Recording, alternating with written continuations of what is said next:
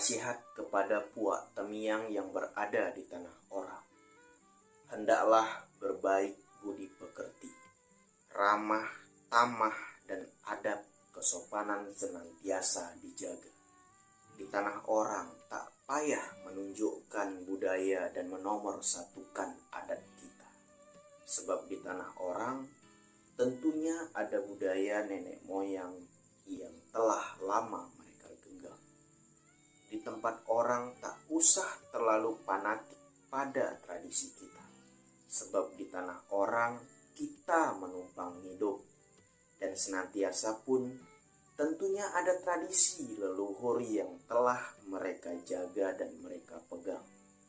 Di mana bumi dipijak, di situ langit dijunjung. Kita ke tanah Jawa, maka hormati budaya Jawa. Berhijrah ke tanah Papua, juga hormati budaya Papua.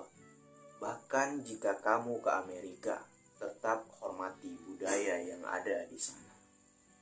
Sebab temiang adalah perkauman yang memegang teguh tentang menghormati dan menghargai, bukan bertegang urat tentang siapa yang benar dan apa yang lebih baik, apalagi di negeri orang. Temiang, lekatnya di dalam diri kita adalah tuan di negeri sendiri. Namun di negeri orang, kita adalah tamu. Jadi jangan semena-mena. Semoga Allah merahmati puak-puak temiang dimanapun mereka berada. Amin.